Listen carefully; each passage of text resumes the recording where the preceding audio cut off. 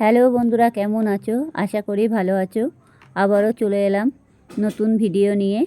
ভালো লাগলে like comment করবেন আর সব বন্ধুদের কাছে ভিডিওটা শেয়ার করে দেবেন। পুরোপুরি ভিডিওটা দেখবেন, টেনে টেনে দেখবেন না। যাই হোক, এখানে দেখতেই পাচ্ছ আমি চিংড়ি মাছ নিয়েছি। চিংড়ি মাছটাকে আমি ভালো করে ধুয়ে নিয়ে এসেছি। অবশ্য চিংড়ি মাছের খোসাটাকে ভালো করে ফেলে নিতে হবে। যেটি হোক, আমি পালং শাক দিয়ে আলু দিয়ে চিংড়ি মাছ করব। আর অবশ্য পালং শাক দিয়ে চিংড়ি মাছ দিলে এত টেস্টি হয়, সে না খেলে বোঝাই যাবে না। যাই হোক, চিংড়ি মাছটাকে এখন চিংড়ি মাছটাকে ভালো করে বেছে নিয়ে আমি লবণ আর হলুদ মাখিয়ে নিয়েছি। আর চিংড়ি মাছের মধ্যে যে খোসাটা সেটাও ফেলে দিতে হবে। যাই হোক, এখন আমি পালং শাকগুলো কেটে নিয়েছি, কেটে নিয়ে ভালো করে ধুয়ে নিয়েছি। এই যে পাত্রের মধ্যে তুলে নিয়েছি পালং শাকগুলো। এবার নিয়ে এখন আমি কড়াই বসিয়ে দিয়েছি।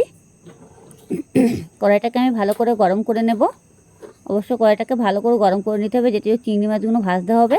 সেই কারণে কড়াইটাকে একটু ভালো করে গরম করে নিয়ে আমি এখন তেল দিয়েছি।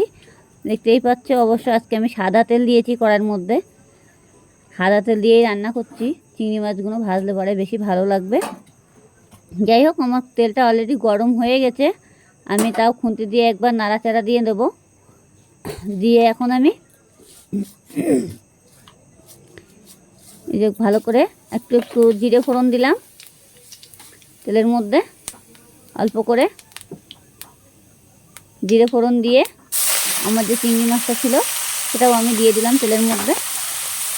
তেলের মধ্যে দিয়ে এটা চিংড়ি মাছটাকে আমি ভালো করে ভেজে নেব। লাল লাল করে ভেজে নিতে হবে। আর এমনি দেখবে চিংড়ি মাছে ভাজার সময় জল ছেড়ে দেয়, একটু টাইম নিয়ে ভাজতে হবে। আর যদি মনে করবে যে আমার টাইম পাচ্ছি না, তাহলে জোরে দেবে গ্যাসটা, কিন্তু পুড়ে যাবে, সেটা সম্ভাবনা আছে। কিন্তু হালকা করে ভাজতে পারে, সেটা ভালো হবে। যাই হোক, আমার চিংড়ি মাছটা অলরেডি তাড়াতাড়ি ভাজাই হয়ে যাবে, বেশি জল ছাড়বেও না আশা করি। অনেকটা টাটকা ছিল চিংড়ি মাছ। আর চিংড়ি মাছ দেখবে 2-3 দিন হয়ে গেলে পরে তখন চিংড়ি মাছগুলো ভাজতে গেলে জল ছেড়ে দেয় অনেকটা। চিংড়ি মাছটাকে একটু ভালো করে ভেজে নিতে হবে অলরেডি। এই দেখো, চিংড়ি মাছগুলো কিন্তু অনেকটা ভাজাও হয়ে গেছে। আর চিংড়ি মাছটা অবশ্য সাইড করে দেবো আমি। মিডলে তেলটা রেখে দিলাম। আমি একটু পেঁয়াজ দিচ্ছি, একটু লঙ্কা। আপনারা যেমন লঙ্কা খাবেন তেমন দেবেন, অসুবিধা নেই। যাই হোক, যেমন লঙ্কা খাবেন তেমন দেবেন। আপনারা পেঁয়াজ চাইলেও দিতে পারো, না চাইলেও না দিতে পারো। কিন্তু আমি চিংড়ি মাছটা দিচ্ছি বলে তার জন্য একটু পেঁয়াজটা দিলাম। পালং শাকটা আরও টেস্টি হবে, ভালো লাগবে খেতে। পেঁয়াজটাও এই সাথে ভেজে নেব। অবশ্য চিংড়ি মাছটা তোলার আমার কোনো প্রয়োজন নেই। এই চিংড়ি মাছের সাথে পেঁয়াজটা পুরোপুরি ভেজে নিলাম। একটু ভালো করে নাড়াচাড়া দিতে হবে, যাতে কড়ার তলায় একটু না লেগে যায়। নাড়তে হবে ভালো করে।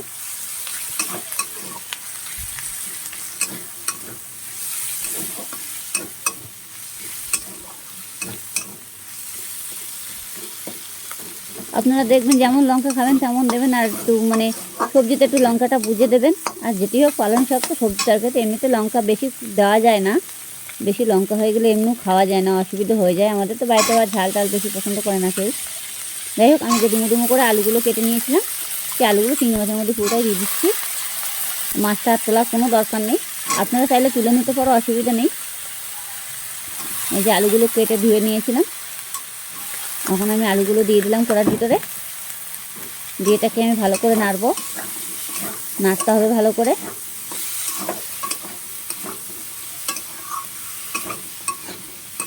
তো আপনারা যদি মনে করবেন যে চিংড়ি মাছটা আমি তুলে নেবো পাত্রের মধ্যে, সেটাও তুলে নিতে পারো, কোনো অসুবিধা নেই। আর যদি মনে করবেন না তুলবো না, আমি একবারে ভেজে নেব, সেটাও কোনো ব্যাপার না। যাই হোক, এখন আমি হলুদ দিয়ে দিচ্ছি।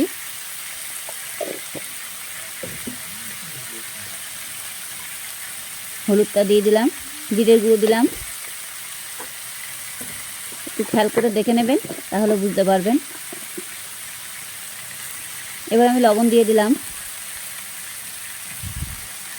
লবণটা একটু বুঝে শুনে দেবেন, যেটি হোক শাকের ভিতরে তো, যার জন্য অনেক সময় দেখা যাচ্ছে লবণটা বেশিও হয়ে যেতে পারে, কমও হয়ে যেতে পারে। জন্য একটু কম করে দেবেন, পরে দেখে আবার পরে দিতে পারবেন, অসুবিধা নেই। একটু হালকা একটু চিনি দিয়ে দিলাম। কী বলতো, চিনিটা দিলে পরে অনেক সময় দেখা যাচ্ছে শাকটা যখন রান্না করবে তো যে কোনোই শাক হোক না কেন, যখন রান্না করবে তখন একটু চিনি দিলে খার যে ভাবটা থাকে না সেটা আর লাগে না, কিন্তু তরকারির টেস্টটাই অন্যরকম লাগে। আমাদের আবার সব তরকারিতে হালকা পরিমাণে একটু দিলেও দিতে হয়, তাহলে খার ভাবটা লাগে না আর টেস্টি লাগে তরকারিটা, চিনিটা দিলে ভালো লাগে আর কি। যাই হোক, এটাকে আমি এখন ভালো করে মানে ভেজে নেব একবারে। তো ভালো করে ভেজে নিতে হবে, একটু নাড়তে হবে, দেখবে যাতে তলায় না লেগে যায়। ভাবছি যে তলায় লেগে গেছে, কিন্তু না, এটা তলায় কিন্তু লাগেনি। যে চিংড়ি মাছটা ভাজার সময় যে একটা থাকে না, সেটাই লেগেছিল। এই যে উল্টে যাচ্ছে, এটা কোনো ব্যাপার না। এবার যে আমি পালং শাকটা কেটে রেখেছিলাম সেটা আমি নিয়ে নেব। পালং শাকটা আগে ভালো করে গোটা ধুয়ে নিয়েছিলাম। পালং শাকটা গোটা ধুয়ে নিয়ে তারপরে কেটে তারপরে আমি একটা পাত্রের মধ্যে তুলে নিয়েছিলাম। অবশ্য পালং শাকটা 2-3 বার ধুয়ে নিতে হবে। পালং শাকটা অনেক সময় মাটির শাক তো, যার জন্য মানে বালি বালি থাকে অনেক সময়, ওই জন্য একটু ভালো করে ধুয়ে নিতে হবে। এবার এটাকে ভালো করে আমি ধুয়ে নিয়েছি, নিয়ে আমি কড়ার মধ্যে দিয়ে দিচ্ছি। দিয়ে এখন এটাকে ভালো করে নাড়তে হবে।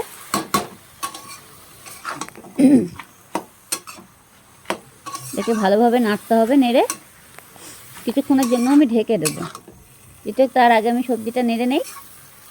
আর পালং শাক দিয়ে আলু দিয়ে চিংড়ি মাছ রান্না করলে পরে এত টেস্টি হয়, ঘরে বসে করে দেখুন একবার এই রেসিপিটা, হলে বুঝতেই পারবে।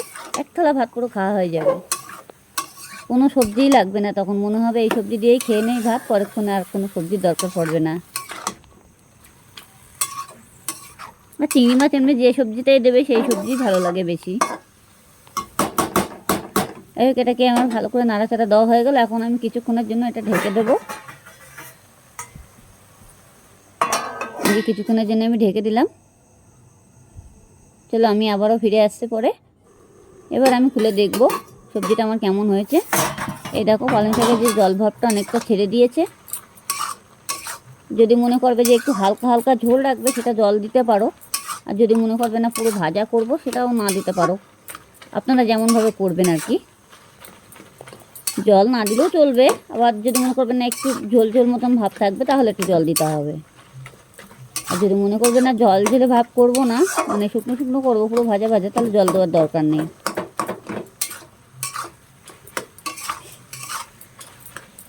একটু ভালো করে এবার নাড়তে হবে।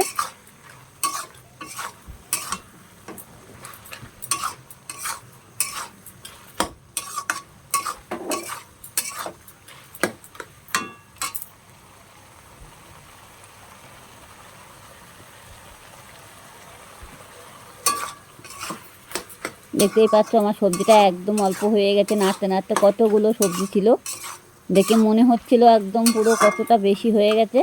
এখন এতটুকানি হয়ে গেছে।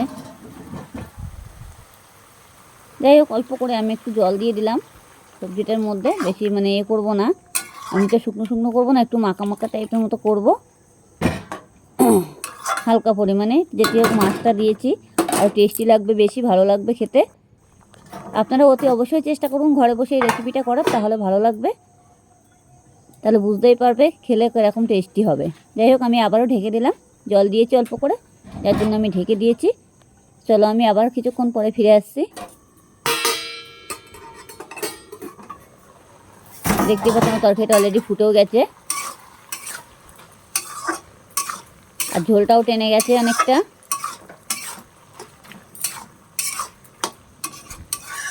এবার এটাকে আমি ভালো করে নাড়াচাড়া দিয়ে দেবো। আর বেশিক্ষণে রাখবো না, যেটি হোক